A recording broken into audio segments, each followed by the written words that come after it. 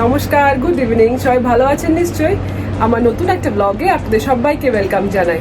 আজকে শুক্রবার আর এখন বাজে বিকেল 5টা। বিকেল 5টা মনে হচ্ছে না, মনে হচ্ছে ভর দুপুর। এখনো এত রোদ আর তেমনি গরম। ইন্ডিয়াতে গরমকালের পর বর্ষাকাল আসে, একটু বৃষ্টি পড়লে একটু রিলিফ হয়। এখানে তো সেরকম কিছুই নেই। গরমকাল মানে গরমকালই চলছে, সেই কবে শীতকাল আসবে সেই অপেক্ষায় বসে থাকো। যাই হোক, এখন আমার বিকেলে রান্নাবান্না শুরু হবে। চলুন রান্নাঘরে যাই। আজকে আদি রিমিরা আসবে, তাই আজকে করছি চিলি চিকেন আর ফ্রাইড রাইস। চিকেনের মধ্যে গোলমরিচের গুঁড়ো দিয়ে দিলাম আর দিলাম এই লঙ্কার পেস্টটা।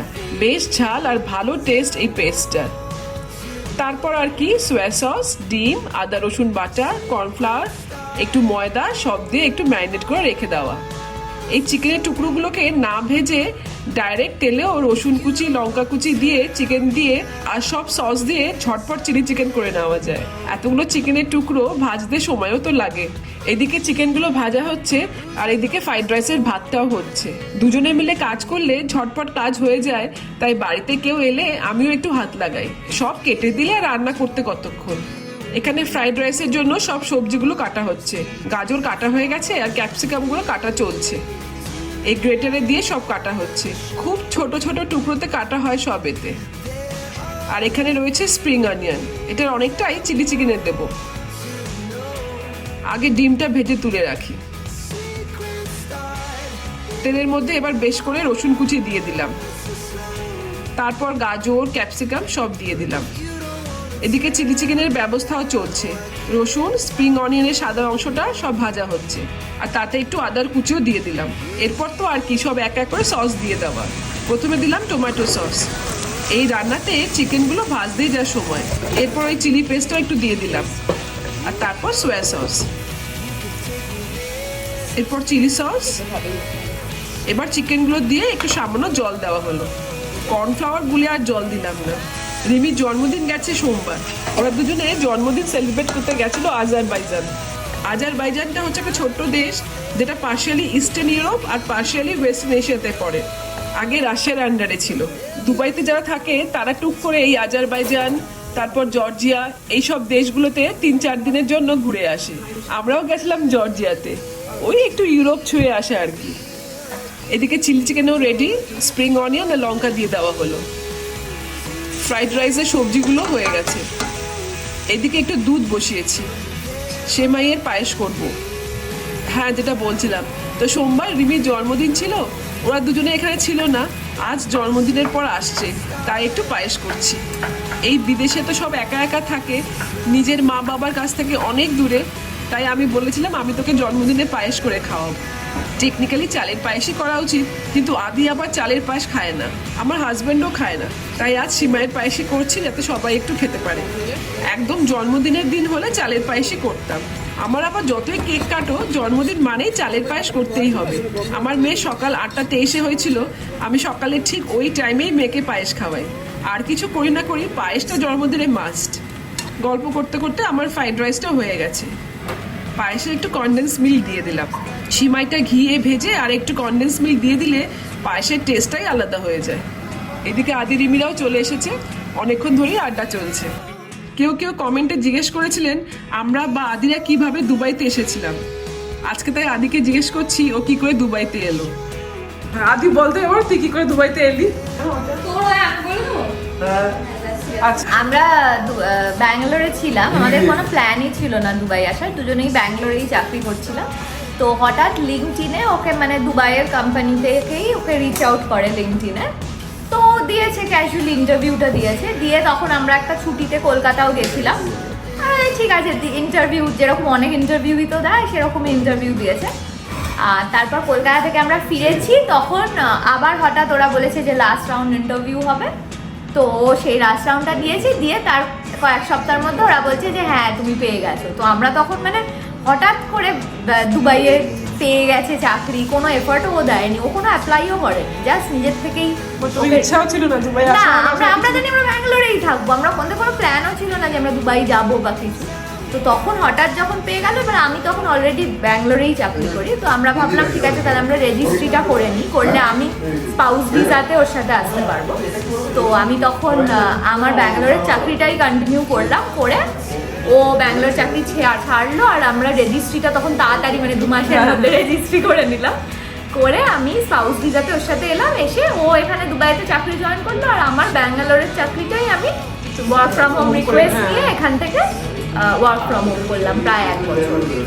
তারপর তুই আবার তারপর ওটাকে ছেড়ে তারপর এখানে আবার ওটা ছাড়ার পর বেশ এখানে চাকরি পাওয়াটা ইজ ডিফিকাল্ট, তো একটু স্ট্রাগলই করতে হয়। করে 4 মাস মতো প্রায় লাগলো অ্যাপ্লাই করতে করতে, তারপরে HR এর আরও একটু ডিফিকাল্ট, তো ওটা ট্রাই করে করে তারপর এখানে চাকরি পেতে তারপর আমি এখানে জয়েন করলাম। তো ওইটাই মানে আদিটা ছিল খুব, তোকে একটু লড়তে হয়েছে। চল ঠিক আছে। রিমি তো বললো ওরা কি করে এসছে। আর আমার হাজবেন্ড প্রথমে নাইজেরিয়াতে চাকরি নিয়ে যায়, ওখানে 5 বছর চাকরি করে, তারপর দুবাইতে অফার পায়। এখন দুবাইতে আমাদের প্রায় 9 বছর হবে। আমার হাজবেন্ডের জার্নিটা আরেকদিন ডিসকাস করব। এদিকে আমার রিং লাইটের একটা পার্ট খুলে গেছে, সেটাই এখন আদি ঠিক করছে। আমরা এসছি বলে মাইমা এই যে স্পেশাল রান্না করেছে। আমি জন্মদিনের টাইমটায় ছিলাম না, হ্যাঁ আমি জন্মদিনে ছিলাম না, তাই মাইমা আজকে স্পেশাল পায়েস আর এই যে রান্না করেছে, তাই মাইমার ব্লগের জন্যই আমি তুলে দিচ্ছি।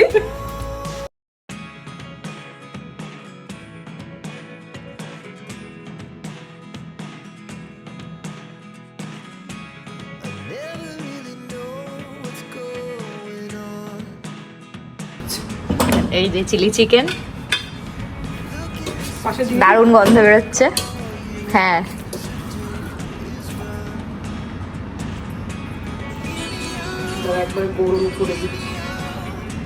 মাইমা আবার সুন্দর করে সাজাচ্ছে, আর দিও না মাইমা, আমি ব্লগ করছি বলে আমি আর ইয়েটা।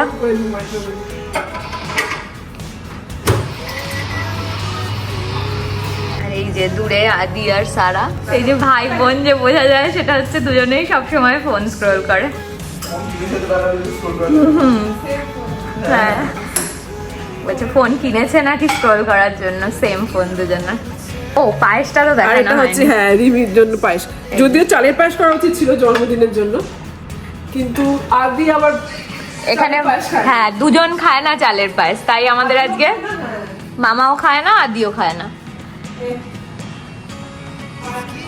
হয়ে গেছে, আমার খাবার চলে এসছে, কিন্তু বাকিদের আসলে তারপর একসাথেই আমরা সবাই মিলে স্টার্ট করব।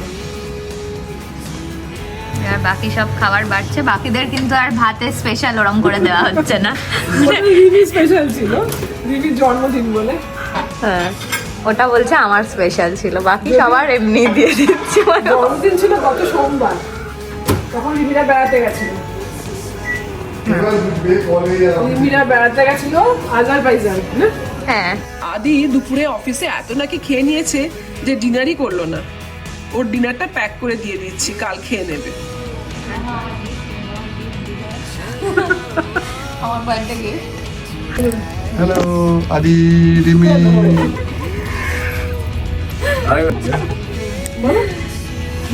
কি কোথায় যাচ্ছি এখন?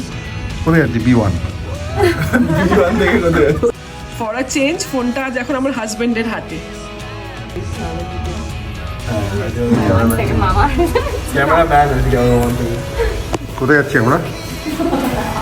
Everyone knows what's the kids.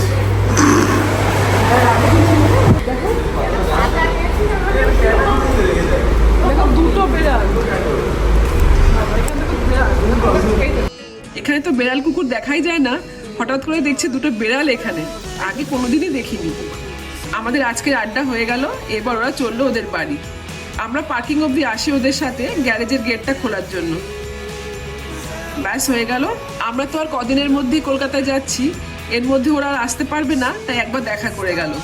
এই বিদেশে ওরা আমরা এত মিলেমিশে থাকি, একজনেরা ইন্ডিয়া গেলেই আর একজনদের মন খারাপ হয়ে যায়। ওরা কদিন আগে ইন্ডিয়াতে গেছিল, এবার আমরা যাচ্ছি। চলুন আজ অনেক হলো, আজ এখানেই রাখি। আমার ব্লগটা দেখতে একটু ভালো লাগলে একটা লাইক শেয়ার আর কমেন্ট করে দেবেন, আর পারলে আমার চ্যানেলটাকে একটু সাবস্ক্রাইব করে দেবেন। আজ এখানেই শেষ করি, সবাই খুব ভালো থাকবেন, দেখা হচ্ছে নেক্সট ব্লগে।